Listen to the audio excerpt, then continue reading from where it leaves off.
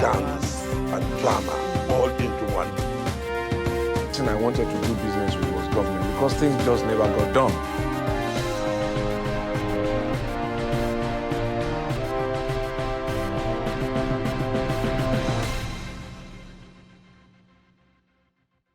Hello there. Data made available by the National Bureau of Statistics indicates that no fewer than 5.3 million youths are jobless in Nigeria, while 1.8 million graduates enter the labor market every year, adding to the already bloated job market. Now, this figure, some people believe, is even a conservative estimate of the actual number of unemployed youths in the country. Previous statistics released have put the number of jobless Nigerian youths at over 10 million. Could the worsening employment crisis in the country be a reflection of government's inability to design policies that will create more jobs or provide an enabling environment that could encourage both individuals and the private sector to create employment opportunities? Or should Nigerian graduates be partially blamed for not getting the right tools that would make them employable? Now, these are the questions that are going to form the topic of our discussion today on Seriously Speaking. My name is Adesuwa Ifedi. We are asking today, are youths really unemployed or are they unemployable? And I have three experts in the house who are going to help us iron out those things, and you will make that decision at the end of the day. Stay tuned. Yes, welcome to this edition of Seriously Speaking. Like I said, as we opened, we're going to be talking about the fact that are our youths truly unemployed or they are not employable? Now, I'm starting this discussion with a young man I met maybe about 7 or 8 years ago. He started with a job as a volunteer with what was then called the Seif, that's Students in Free Enterprise in Nigeria, a non-governmental organization that, started off in America, I believe, and they came to Nigeria to try to, through the Nigerian universities, trying to get Nigerian students involved in entrepreneurial development in Nigeria. And today, he's now the acting director of what has now become Enactors, acting country director. It's my pleasure to welcome Michael Ajayi to the studios today. It's nice to have you. Thank you very much. Well, I'm sure you don't remember that I saw you 7 or 8 years ago in Abuja, running around trying to pep up the students as they were making their presentations at the Seif activity. No, I never thought you did. I saw you then. Yeah. I had seen you on TV before then. But then when I saw, I was like, oh my God, that's Adesuwa. Mm-hmm. And then, but I never thought you saw me and recognized me. And many years later, I got a call and they said, Adesuwa wants you on this set, and it's just amazing. I will say why I wanted you, because I'm talking about unemployment. I think about the young Nigerians who always sit down and cross their legs like, oh, I can't get a job. I've also been in the job market in terms of trying to employ people. And I do know that sometimes it's a case of maybe people are not suited for the jobs that they're doing. Now, you are an Edo child, yes, but brought up in Kaduna. Yes. And it was while in university that you found Seif. Yes. Tell me about that. Okay, so I was in the university studying water resources and environmental engineering. I had spent 5 years studying, and somewhere in my heart I knew that education was a bit boring. Even with all the activities, parties and all that, it was a bit boring. I wanted more. And so I started going around the institution. Mm-hmm. I thought about joining the SUG, but then I didn't want to do that. That's a student union government. That's a student union government. And then I went to African Union. They had this, I don't know if it still exists on campuses now, but at that time there was one on my campus. I went there and luckily I met the general secretary for ABU chapter. And then I got involved with him and I asked several questions about the vision, the purpose and all that. And I wasn't satisfied after the meeting, so I left even more deflated. So you were a restless student? I was looking at for some opportunity. point, yes, I was just looking for something. I wasn't sure what I was looking for, but I knew there was something missing. And so shortly after that incident, I had a friend of mine called me up and said, I met a friend for the first time and we got talking. At the time, he was the team leader of the Seif, as it was called at that time, now Enactors of ABU's area. Mm-hmm. And so I met with him and we got talking. And so he told me, after like 15 minutes or 20 minutes of having a conversation, he said, you know what, I think you should come to my program. And I was like, what's that? And that's the beginning of the story. Mm-hmm. And so I joined them. The first day I attended the meeting, I thought, wow, this is great. You know, what did you find great about it? Because, I mean, the typical thing for students is to find either they're in calls, especially for young men, or they're So I got into the meeting, and it was in a room, and you had students sitting down, and they were not thinking or sounding like students. They were talking about what problems there were in the society, in the communities around the institution, and how they could find solutions to those problems. And that got me really curious. I was like, okay, am I still in Zaria? Am I still in ABU, you know? And so I got involved, and they had some great ideas about what they were going to do. And so I got really excited about it, and I just connected, and we got involved.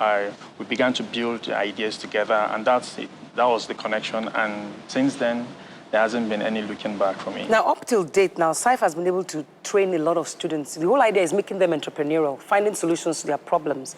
Today, you are the country director. On acting country, you keep correcting me. Yes, maybe I'm prophesying into your life. You never know. You know, you are the acting country director, having worked several years, first as a volunteer, then later as a staff, and staying there. First as a student, then a volunteer, even as a student, then a volunteer after graduation, before I became a staff. So why didn't you go seek a job? Well, I thought... Somewhere else? Yeah. Okay, so first of all, you know, you get to that point just before graduation, and you're thinking, so what next? Yes. What are my options? And it so happened that that period, when I was actually thinking about what next, where did you go to? What are you going to do? That period, I got a text message from the then country director of Enactors, then Seif. I had encountered her once or twice, but I didn't know she noted me. And so that text said something about asking if I would be available to be part of something else. And I was like, okay, this is it. So at that point, that text, for me, made me decide at the point where I was thinking about what else to do. And I got the message from her, and so I was like, okay, I'll go with this. Now, I think what really happened was because it was in line with my passion. Exactly what I'm saying, that you didn't go seek a job. No, I didn't go seek a job. As a matter of fact, I have never applied for a job. Okay, let me just ask you this question before I round up here. So do you believe our Nigerian youths are unemployed or they are unemployable? Okay, I think it's a two-way thing, but I think they are more unemployable than they are unemployed. Okay, I'll tell you thank you for that now, because I must engage my other guests. And one of them happens to be the person who was the director of Enactors just before you came to take up this position. So I'll take a break. Thank you, Michael, for being with us. I appreciate it. Gentlemen. Thank you very much. So we'll take a short break, and we'll come back with my next guest, who happens to have been the immediate past country director for Enactors. Her name is also Adesuwa. We'll be back. Yes, welcome back. My next guest, as I said earlier, is also Adesuwa, but she's Adesuwa Ifedi, and she began her career in 1996 as a banker with a leading commercial bank. But in 2002, she decided to pursue entrepreneurship development in the non-profit sector. Since then, she has imparted the lives of thousands of Nigerian youths positively. She holds a bachelor's degree in economics and a master's degree from the Lagos Business School.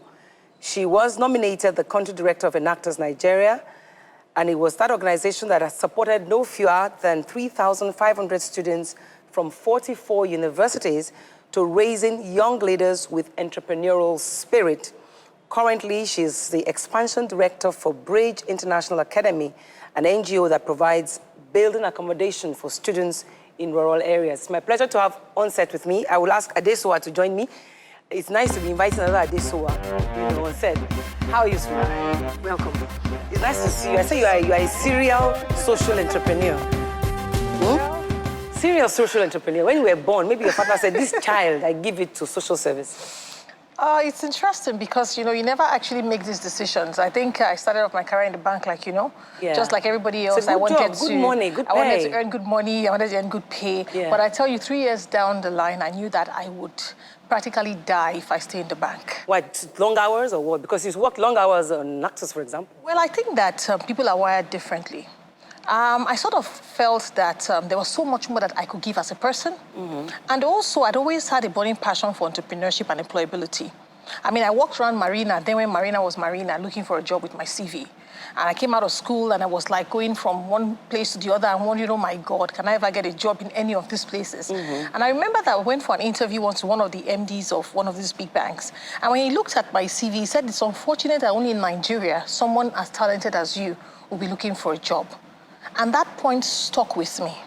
When I started my job, even whilst I was working in the bank, I wrote an article on unemployability and entrepreneurship. So we are smack on top of it, your area of interest. Yes, because it was a passion. I just wrote that one. I said, look, these young people walking on the streets can do so much. They can transform, they can think about things, but unemployability itself has had a way of affecting not only their economic status, but also their mental perception of themselves as well. So I guess for me, I had to find myself doing something I love doing, and here I am. So what attracted you to Seif then, now in Actors? What attracted you to that? Because, I mean, the concept was kind of unique, wasn't it? Yes, so I was invited to judge, like you and a few others have been invited. And as I sat, then it was a much smaller organization. It was in a much smaller place, not more than about 300 or 200 kids there. But as I began to watch what they were doing, I told myself, I said, if we can take this out of 10 schools and scale this across Nigeria, we will change mindsets. For me, what I saw in Seif then was what I saw in myself. There's more to these young people than meets the eye. These young people can be solution providers. They don't need to be job seekers. And Enactors just blew my mind. You see university undergraduates, you've never heard of the schools in your lives. But when they begin to talk and think, you say, are these Nigerian kids? Because what the strategy is that they come up with ideas and find how to fund the ideas that can change society. Yeah. Tell me some of the interesting things that you found while you were working there. What Nigerian students can do, what Nigerian young people can do, if only given the opportunity. I mean, there's just so many. You know, I think one of them that I found extremely fascinating was our kids from Benue State University. I mean, they had gone around their community, and someone actually found out that their grandmother had this way of constantly using orange peels, you know, and burn it in the corner of the house to ward away mosquitoes and all of that. And when they began to do a project in the community about waste wealth, they realized that we can actually use this orange peel. And what they eventually did was to create liquid insecticide and mosquito coils using the orange peel. Now, these are not science-based students, but they are students who could actually see opportunity in every little thing around them and transform that opportunity into a business idea. I mean, that's just one of the many things that happens. I mean, when we think about what our young people can do, we constantly talk about skills and skills acquisition. I actually feel that the four walls of the university already provides you an opportunity, and that one is called exposure.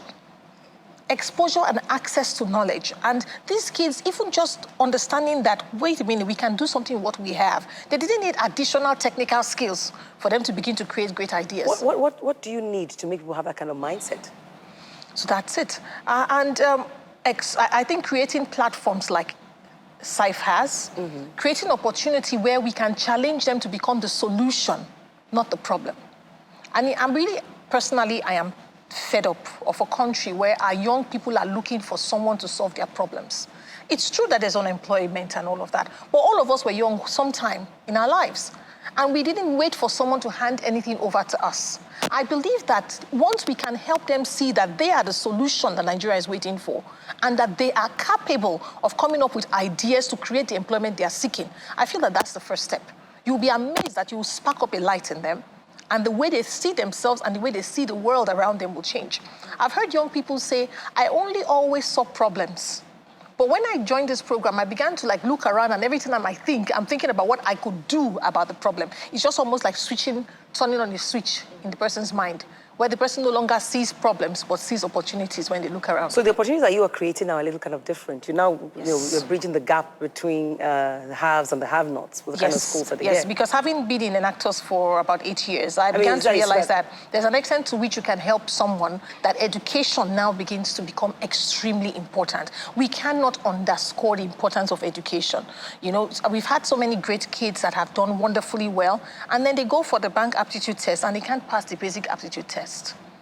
And let's face it, some of them are very intelligent, but their English language is just not at the level it should be at.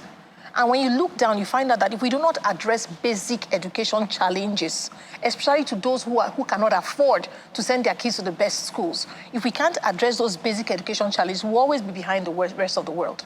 So for me, I think that my next step my passion had always been to go back down to see how I can be part of the solution, to jumpstart driving quality education at the bottom of the pyramid. So what's the organization doing in that respect? So Once again, I think I met an organization I fell in love with again, because when I read about what Bridge does, I was amazed. This is actually a for-profit social enterprise, but they believe that education can be democratized.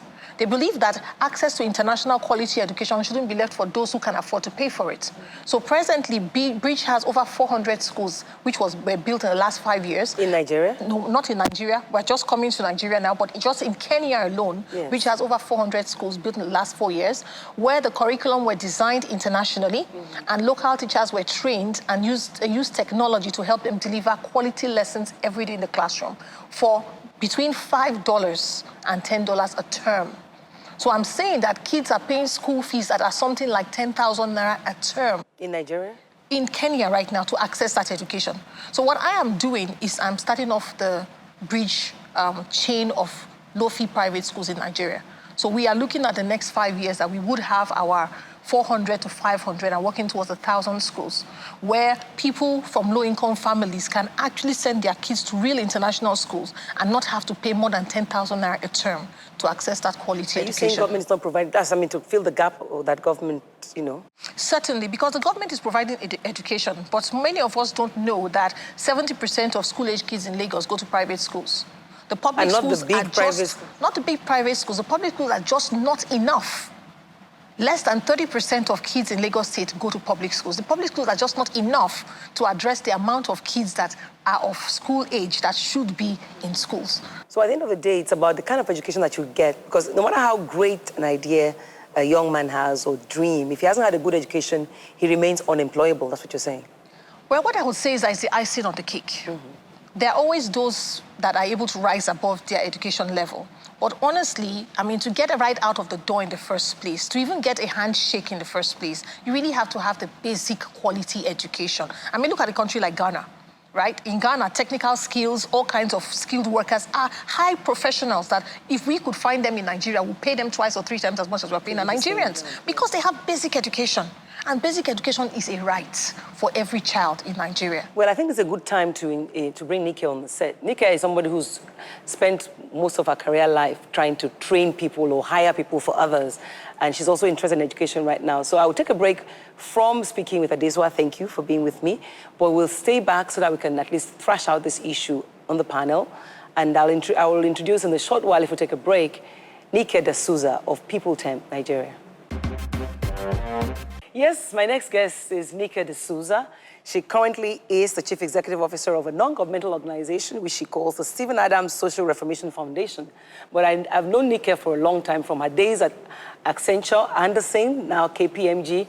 But Nika started, it's one of the first companies that started to think about who are the people that people organizations, and started doing what she then called People Temp, that grew to become People Prime. Okay, let me not do all the history. It's my pleasure to have Nika on set with me. Thank you for coming. Thank you. All those kind of last-minute calls. Nika, I want you to come on set to come and talk about unemployability of Nigerians. What did you think? It's a topic that I love to talk about, so I'm really excited about it. It's a passion that I have, so yeah. And the interesting thing is, now you're thinking about solving the problem. Speaking to Adesuwa earlier, Adesuwa said something about, you know what, it's about the education. Now you're thinking of solving the problem that you've seen over the years in this sector. Yes. A couple of years ago, I do a lot of executive recruitment now, but a couple of years ago when I started People Temp and People Prime, I did a lot of graduate recruitment. So these are young people that are coming out of university looking for work. And I focused on that for about 5-6 years. And I was really shocked by what I saw. I saw a lot of good people, but I saw more people that really, I thought, had issues. Mostly around just not being ready for the workforce and not having the right education. And I guess I just felt it was time to go back and start giving back to solve where I thought the problem was from. So I decided to get involved in the education sector, most especially at the primary school level. Okay, tell me, I mean, what was the most shocking thing for you in all the times that, why did you start hiring people? Why did you go into hiring? Was it becoming a mommy or what? You wanted more time to yourself, I don't know. It's interesting because when I left KPMG, which was formerly Anderson, I had reached, I thought, the top of my career. And I wanted something that I could gear down because it was a very active career. And I was in a leadership role. I had just gotten married, was having kids, and I just simply couldn't cope. So I thought, let me gear down and let me start something close to my house. But I was very fortunate. The close to my house is close to my house, but the business just ballooned. And there was really a market. And now saw that there was... Yes, there was seriously a market. And the market that I had was providing temporary professional staff for companies. And as I was doing that and placing people at startup organizations, etc., people would call me and say, but why don't you think about actually placing them permanently and do permanent recruitment? So I started People Prime. And then that ballooned. So yeah, I've been very fortunate with that. Well, you're still doing that. You're still hiring, but now you're hiring at the top level. Yes, now we're doing a lot more executives. What did you find most frustrating about the job market? Some lessons that we can take away from that? I'm particularly concerned about the young people because I think that executives are a different level altogether. When I did graduate recruitment, I realized that, of course, we have volumes of people coming out, and there are not enough jobs. I mean, that's one of the problems with unemployment, is that we just don't have sectors in Nigeria that are mopping up the people that are coming out. Even when they spend 4 years in university, and if we say that they are quote-unquote baked and they're ready, we don't have enough companies, we don't have enough sectors that are growing enough to take them. So that is a concern. My second concern was around just having these young people ready for the workforce. They go to university, I think, in Nigeria, primarily to get content, subject knowledge. You study a first degree in English, geography, etc. But what do you use that content for when you leave? They never think to that point. And how do you translate that knowledge into something practical that the marketplace can use? And do you even know what you can use your geography or English for? Or Bible knowledge. And that's it. So you would have a conversation with a young graduate you're interviewing and say, so you've studied English, what next? What's happening to you? What are you thinking about? And the person would respond back to you, I'm looking for a job. Any job? Any job. You're looking for a job. Job doing what? What do you want to do with your life? What jobs do you want to? And then you'd have this blank look because there hadn't been much of a thinking process towards when they were in university, while they were in university, about what are my career options? What do I want to do? What does this mean? And then when I come out to the job market, what type of jobs am I looking for? And how do I get those jobs? What about what type of jobs exist?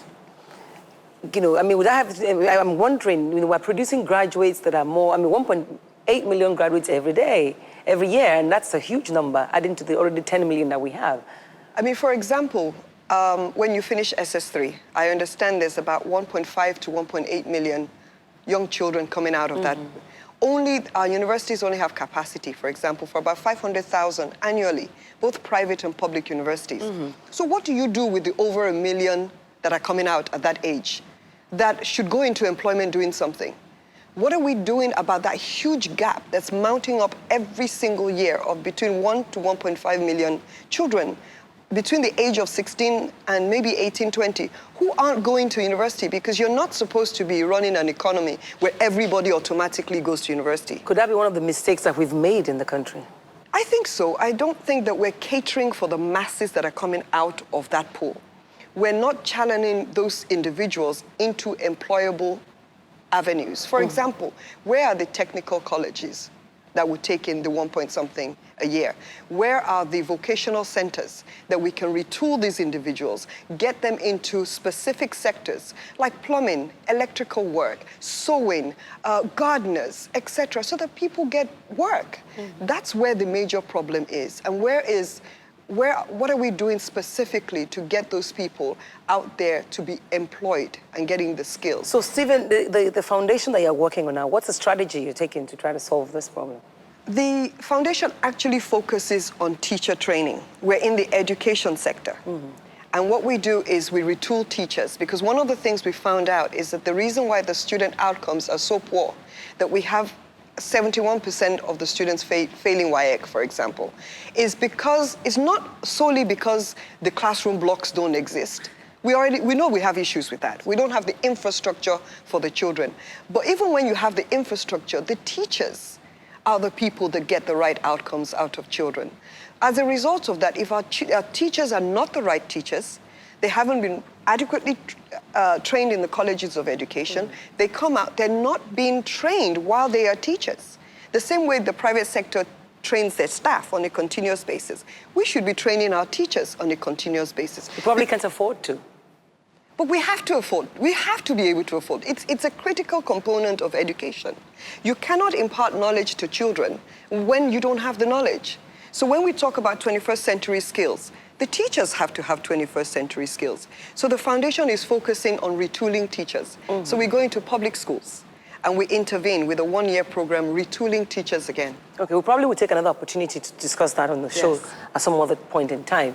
You know, so, but for now, before we go to the panel, I want to see where you stand. Do you think Nigerian youths are unemployed largely or unemployable largely? I really think that there are two factors. I think we need to do something seriously about providing access to employment and creating sectors that can begin to mop up the people that are coming out. I think that's a major issue. We're not creating enough capacity for the young people that are coming out to get work. That, to me, is a major issue. Yes, we have an issue with the skills that they have for employment. But then again, if we go back into the curriculum, again, I go back, primary school, secondary school, and then university, we will be able to retool these children when they actually go out into employment. Well, fair enough, but I personally think that we could do more by helping our youngsters to know how they can employ themselves. So I'm going to engage you and my other two guests on the panel, if you don't go away. So we'll take a short break, and then we'll come back to the panel where then we can all see how our ideas match, and hopefully you'll take away a lesson or two. We'll be back. Yes, this remains Seriously Speaking. This is a segment I like because we all get to speak freely with each other and amongst each other. And sometimes it may seem like, why are we making so much noise? But at the end of the day, we go away with one lesson or the other, which is what Seriously Speaking is all about. And today, we are seriously speaking about the fact that our youth truly unemployed or unemployable. And having spoken to my other guests earlier today, there are different opinions, but they all tee on one point. Our youths can be made to be more employable. So thank you, Adesuwa, for staying back. Thank you, Michael. Yeah. I chose Michael because he's a young man who decided to pursue his passion to help others. That's why I chose you to be with us on set. And of course, Nika, thank you. Spending hours and years hiring people and hearing people speak all kinds of English. I'm sure you get that all the time, because I hire people and sometimes I wonder why I hire people. What's the most frustrating thing about that, Nika? I think it's really the basics, is really just you're not looking for something outrageous out of a candidate that you want to hire. You're looking for some basic skills. Being able to cross the T's and dot the I's. Some basic skills around ability to communicate, English, ability to be presentable. You've come for a job interview. How presentable are you? Are you prepared? How organized are you? Did you plan ahead? Did you do the research that you were supposed to with regards to getting a job and the company that, you know? There's so many people I will interview at that age where they're coming out of university a couple of years, and you ask them about the job role they've come for, and they look at you blankly, because they haven't studied the job role, so they're not even able to have a conversation with you. So it's really those basic things. You haven't even started talking to them about things that are at a higher level. You can't even get them to have the basic skills I just mentioned. That's necessary. But I wonder though, because that's why you told me earlier about looking for a job when you finish school, and then deciding that, well, even though you got a job in the bank, I'm going to change careers. So when you hear things like, I have been out of a job for 5 years because there are no jobs, what hits your mind? Well, the fact is, if you are the problem of unemployability is one we don't seem to have understood very well. If we have a problem of unemployment, I think we'll be in a happier place. Oh. Because all we need to do is create jobs and they get employed. If we actually have a problem of unemployability, we are in a big problem. What do you think? Because we do have a problem of unemployability, because you can't build a house on a faulty foundation. What kind of educational systems do we have? And the teachers that teach people in these educational systems, what kind of education do they have? So once we have, prepared ourselves for failure, what we seem to see happening in the employment space is the results of what we've not done where we should have done them. It's hard to challenge the schools and say they are not bringing out the right kind of people when the teachers themselves are a product of those same schools. Mm-hmm. So we look at the fact that education as a basis is really where the problem is. And that's where it starts from. So my concern is this same person, because education is not just about learning literacy and numeracy, it's also about learning how to think and how to be proactive and how to be organized and how to structure yourself. So when you go for a job interview, the first thing people want you to do is to have read the brief. Yeah, like Nika to communicate. Become blank. Yes, to communicate. And then it goes on to what happens when you are in the job space. So you can't even keep the job. What value are you bringing? What value are you bringing? And then, of course, this bringing us to the issue of entrepreneurship, because we say that if you can't get a job, then you have to start off your own business. Excuse me. If you're unemployable, that business itself is going to be problematic, because the same skills you need to be successful as an entrepreneur is the similar skills you need to be employable as an employee. So here we are now in a serious challenge. Catch-22. So I think that's where Michael comes in, because Michael, you're seeing students, because I just told myself a short while ago, I said, maybe I should not even hire Nigerians from Nigerian University anymore. I'm tired. You train them and they seem untrainable and they want big salaries, you know? So, but there you are, a Nigerian graduate, helping Nigerian graduates to be the best that they can through the company, through the organization you work for. What kinds of things are you seeing about the kinds of graduates you are bringing, and has it reduced, has quality reduced, like we're seeing? And is that what's making us unemployable, or them? I think going with what the initial speakers have said, I think the problem of unemployability transcends securing university certificates. You know, they need to acquire skills. They need to understand what the job market requirements are even before students graduate from tertiary institutions, because these are the things that really make the difference at the point of employment. When they secure the job, are they able to secure to maintain the job at the end of the day? Because what value really is a young employer or employee bringing to the table? Now you've secured the job based on your literacy and numeracy knowledge. But now what soft skills do you have? Like Nika said earlier on, what soft skills do you have to sustain the job over time? And I think that is where really the problem lies as well. So is it the kind of education we're getting? I'm wondering, is it the way we're raised or the education that we have gotten? I think it's the quality of education we're getting, but I also want to put the problem at the foot of the students themselves. Of the young people themselves, yes. I think people should push themselves out there to acquire skills. If these skills are not readily available in the schools, people should do something. People should volunteer. In the process of volunteering for different organizations or different other activities, you acquire skills. You expose yourself. You identify certain things that you're not even aware you have within you, and then you build a network. And before long, you get a job. Before long, you get a job. But do you find people listen to you when you say things like that? When they come for a job, they expect that they'll be hired immediately? Or how does people temp and people prime work? I'm just wondering, before they start knocking on your door, I hear you can give us jobs. I do get a lot of requests, I need a job, I need a job, I need a job. And that in itself is a problem, because we have gotten into a habit here in Nigeria where we actually think that getting a job is a job in itself. And so you have young graduates who are looking for work for years on end after graduation. And I find that amazing, because when you are unemployed and you come to me for a job interview, the first thing I will ask you is, okay, you graduated 2 years ago. So what have you been doing for the last 2 years?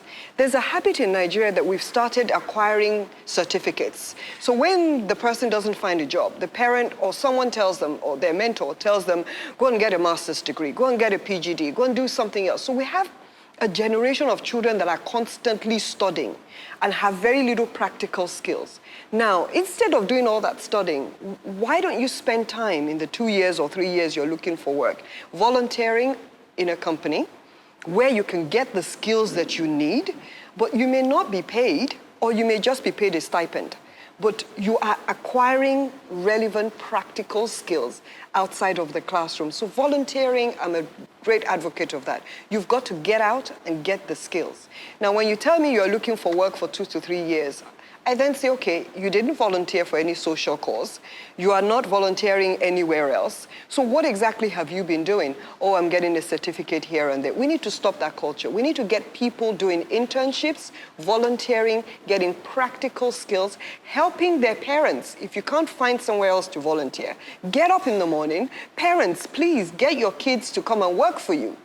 And let them start getting practical skills about what it's like to work in a work environment. So, I think this is a point where I will have a lot to say, because you started off, one of your first areas you veered into was the volunteer corps.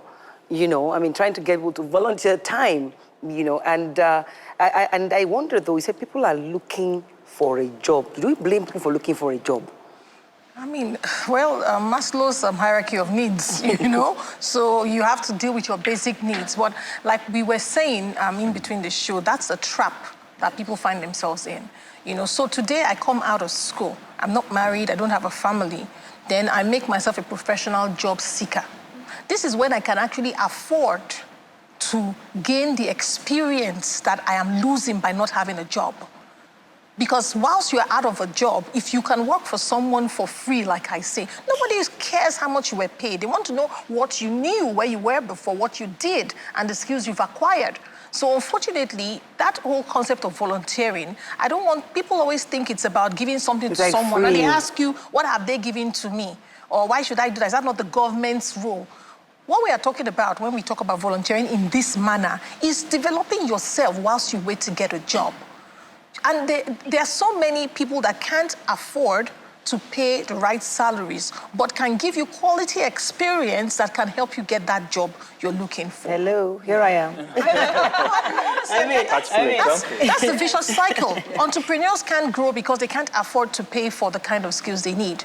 But if they have people who can work for free and get the learning they need, the entrepreneurs will grow, become bigger, and be able to afford to pay and recruit more people. So it's also a whole cycle that I think that if we change the way we think, we can actually change how we address this issue. So you have some interesting examples of people who volunteered, and I wonder about those students who, because they're taught to think differently, with Seif, for example. Absolutely. Have you seen the benefits of that? Sure. We've seen quite a number of the students who graduate from the program, and because the process trained them and built their minds and changed their mindset from what the usual is, you find that they start up their businesses or whatever small business they run, and you find that they are growing. We have different examples of people across the country. There's a young man in Ondo State now. His name is Omon. Omon was one of the beneficiaries of the program many years ago. He started off working in a social enterprise, and then he left there and started his own farm. And he's doing a fantastic job with it, employing a number of people, applying the skills and knowledge he acquired. The point is they are thought to solve problems, not to be part of the problem, see problems. They are thought to identify problems, you know, analyze these problems, and develop solutions that can resolve or serve as interventions to these problems. And then they go ahead to implement them. I mean, I can give you a practical example. I was screening CVs for somebody with a research experience, and it was really, really challenging. Then I picked up one CV from a former Enactor student. And because of the person's project work in the community, that person turned out to be one of the most qualified people that we could. And this is someone who had barely worked. But because the person spent 4 years in school, in one village, analyzing community, getting data, calculating just by doing their project. And I was like, wow, that person was actually more qualified than some people who claimed that they had been doing some form of research or the other. So something, and I find out now more than ever, Nike, that the CVs of people that are most impressive are those who have quality volunteer experience that shows real roll up the sleeves, hands on the ground. But isn't it a shortcut for small business? Because, I mean, I'm a small business owner. I hire people, and I know that even though I'm willing to pay little for people to volunteer, the quality is not good. I'm telling myself, maybe I should never hire, like I said earlier, don't hire people that are trained in Nigeria. Is that what the problem is with education? I don't know what kind of school they're going to. I just want to take us back to what Adesuwa said earlier. This Adesuwa. Because we're both very passionate about education. Yes. Because I saw these issues, for me, it's not about fixing it. People tend to say, oh, the tertiary institutions are bad, you know. Okay, granted, we have issues there. But like Adesuwa, I really do believe we need to go down to the basics. Because it's not too late. It's never too late. It's there because we have generations of children to come.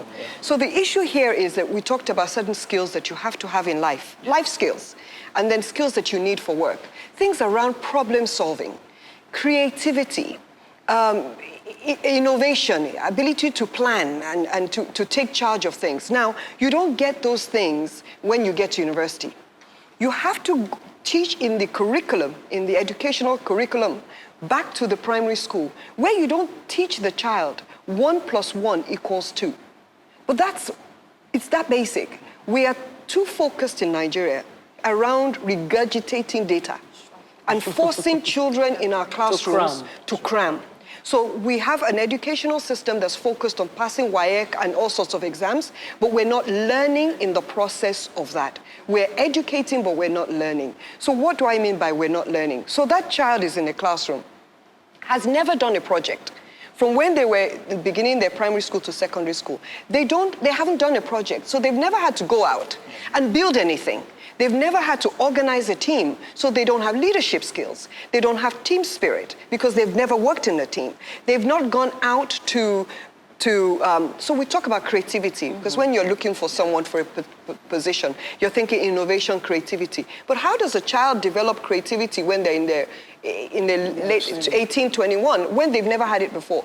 Did you give that child to think beyond 1 + 1 = 2? Did you ask that child in the curriculum, in the way they're teaching that child, that if 1 is not equal to 2, what do you think it can be? Let's talk about it and debate it. So you start to get the child to start thinking from a very early age so that they can solve problems. So from very young. But you know, that also tells me that some of us, at least those of us here, can afford to send our children to certain schools and they get that kind of education. What happens to the masses, the 70%, of that 70% that is not getting education from government schools, maybe 10% is what's happening to the better private schools? Yes, and many of us who live in the better side of town just don't really understand or get the figures. So I was telling someone that there are schools where people actually pay 3,000 naira per term for their school fees. I always wondered where my driver's children go to school. They go to private schools. Yes, these are private schools. There's even pay as you go for private schools. You pay 500 naira every day as you go to school, or 200 naira every day for what the parents can afford. However, as crazy as this sounds, almost 50% of the school-age kids in Lagos are being educated by this low-fee private school system, most of which are sometimes not even approved by the Lagos State government. So with all of this percentage going on, everything we are talking about, we need to come together, because this is a challenge where everyone has to put hands together to say, what kinds of education are we providing right now? What kind do we need? So that we see a connection between what we are looking for in the job market and what is happening in the primary and even in the nursery level. So we're saying the same thing literally. But would it be safe to say we all agree that there's a high level of unemployment, but the bigger problem is the fact that the people that are unemployed are not really employable? Well, yes, that is it. But I don't want us to assume that the only challenge here is unemployability. Is it a major challenge? It's a major challenge, but there is a bigger, more dangerous challenge of unemployment. And that is the fact that this is a country where if you study medicine, you can be unemployed. You are a nurse, you don't even have different types of nursing to explore. I mean, when you go outside this country, there are jobs for almost every aspect of what you study in school. So someone studies philosophy, or somebody studies anthropology, or studies, or he's on his own. Because half of the time, there's really nowhere to engage those people. So what are the solutions, quickly? I feel that also we must look at it from the big strategic point of view. Which is? Industries needs to be set up.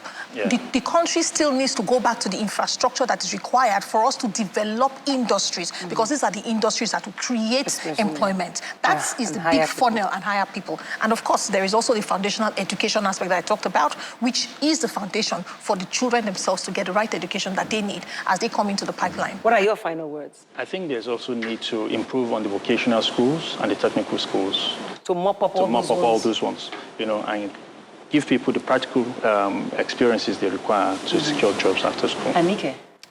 I totally agree with the 2 points. I'm also a huge advocate of looking at technical schools and vocational centers. I also believe that we also need to look at how we are viewing skills in our children. Define an inventory of skills that every child and every youth needs to have, and begin to build the curriculum and the systems around that so that we actually have the right people for the things that we need. Because the world is changing. We have to be relevant. Otherwise, we're not going to have anything to market. And we have 160 million people. We have one of the largest youth population in the world. But where are the skills? Thank you very much, ladies and the only gentleman who joined us. I appreciate that. There's never enough time, but the truth is it's open-ended. There's unemployment, it's huge, but unemployability is a problem as well. Well, maybe we should start thinking, are the certificates the end of our lives, or the skills that we acquire? Maybe if we begin with that mindset, we can begin to tackle the problems, while government is trying to tackle the problem of the huge infrastructure that will help people produce businesses, that will hire people. On that note, we must say thank you for watching Seriously Speaking, and we'll see you again. Thank you all. Thank you. Thank you.